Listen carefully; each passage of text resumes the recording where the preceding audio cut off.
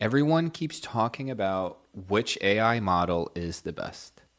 ChatGPT versus Claude versus Gemini versus Perplexity. And I'm going to be honest with you. I don't care. I don't think it matters. And I think if you're a marketer or anyone in a non-engineering role trying to figure this out, you're asking the wrong question entirely. The question is not which AI models matter. It's which mental model that you have that matters. Here is what's happening right now. There is a top-down push in every software company, and frankly, every company, to use AI. Company leaders want to see it being used. You scroll through LinkedIn, you go on Instagram, and there's all of these products and courses that promise ways that you can double your sales quotas, write better content, whatever it is. And here's this massive gap between what people know about these tools and what's actually available.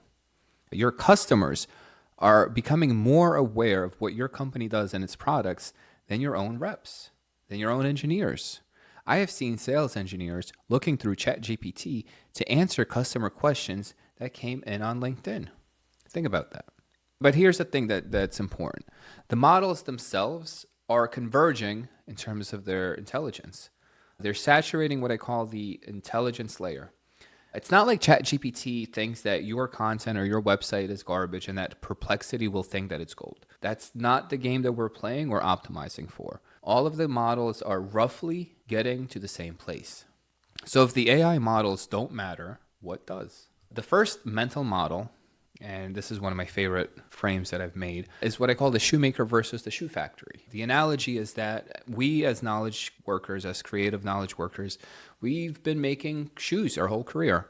We've been measured on the shoes that we make, the emails that we write, the proposals that we put together, the briefs, the campaigns that we launch. We've been shoemakers. And all of a sudden, we have the ability to work on the shoe factory, to design the process, to plan, to direct the production behind the output that we've always been measured against. And most people are still stuck being shoemakers. They will use ChatGPT to improve one email, use it to polish an executive brief. And that's fine. We can always be shoemakers, and that's great. We love the stories of Steve Jobs going from the front office to the factory floor to look at the back of a computer and design that. We like that. We like that idea. But we also like the idea of someone building the factory, someone thinking through the process, scaling the whole thing in such a way that it all comes together. And that's where the real shift happens. The second mental model is context over prompts. A lot of marketers are still stuck on prompt engineering. What prompt should I use? Here are 50 prompts for marketers. Here's 600 prompts for salespeople. And it's like, it has nothing to do with what's at stake at this point. The real work is finding the hidden context. When you have meetings, when you talk to people, your job is to pull out these unexpected, unseen connections and bring them to light so they can be contextualized by the other people in the meeting, by your colleagues, by your manager, whatever it is. And that's the superpower as a human.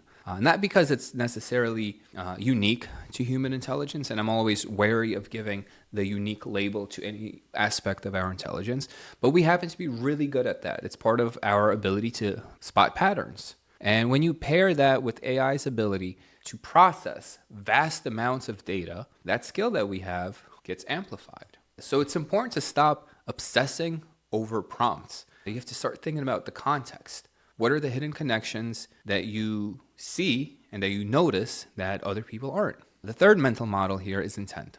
How clearly are you able to think through your intent? What are you actually trying to do and accomplish? What is the output? What is the impact of the outcome? It sounds simple, and we have taken it for granted in our work for a long time, but it's an important shift to understand. Partly because the role of our work is changing.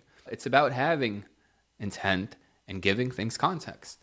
It's about thinking through where we're bringing strategy to the work that we're doing, to the decisions that we're making. And this calls into question a lot of the work that we do and the role of the organization, the role of managers, the role of directors, even C-level people.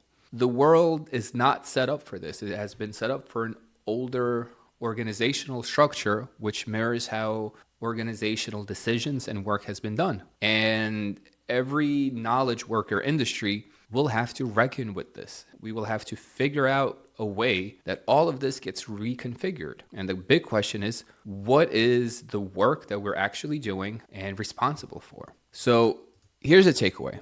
Forget about which AI model is best or which AI model you should be using. The models themselves are converging. What matters is how you're thinking about these tools. Are you a shoemaker, or are you building the shoe factory? Are you chasing prompts, or are you finding hidden context? What are you doing to sharpen and clarify the intent at work versus being reactive? Those are the mental models that will matter through 2026, not the AI models themselves. So part of that, as I talk about intent and context, part of that is just experimenting. Part of that is just using these tools and using them in such a way that you allow yourself to be wrong. You allow yourself to make mistakes. Because I think for a long time, part of the work that we have been doing is perfecting. You have to perfect your pitch, your presentation, before you show up at the sales meeting, before you show up in front of your executive team. A lot of the work has been towards the perfection of our output. And I think that is not conducive to experimenting freely and to understanding how these tools work and how these systems work, because these systems work together. They work across the whole thing that we're doing. And I think part of it is letting go of some of this perfection, or it's letting go of how it should be done. And I think when people talk about experimenting and when people talk about using these tools, I think a lot of it has to be giving yourself internally the mental space to be wrong, to show up confused in the conversation. You open up Terminal for the first time, you're using Claude Code because everyone keeps telling you to use Claude Code. You open it up and then you're looking at it. It's like, I don't know what I'm doing here. I don't know the language. I don't know the new concepts, the features that it has, because frankly, the whole thing is just moving so fast that you can watch some YouTube video and they explain how to do the whole thing.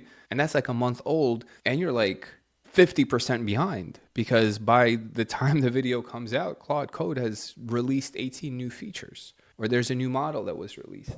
So I think a lot of it has to be with, you have to be okay in that space where things don't make sense, because the only thing that you can do is to try to bring sense to the work that you're doing. Part of that, again, is the decisions, the clarification, the context. All of that is part of this larger work that we're doing. And I do think on some level, non-engineers have some advantage over engineers in using some of these agentic LLM systems, because we have been traditionally working with outcomes. We've been working with the outputs. We rarely bog ourselves down in the implementation details. And there's like specialized roles, product managers and people who work with the engineering teams. They're the liaisons between the two. And I think a lot of the non-engineer roles have some inherent advantage in thinking through these things. And I think we just have to allow ourselves to use them.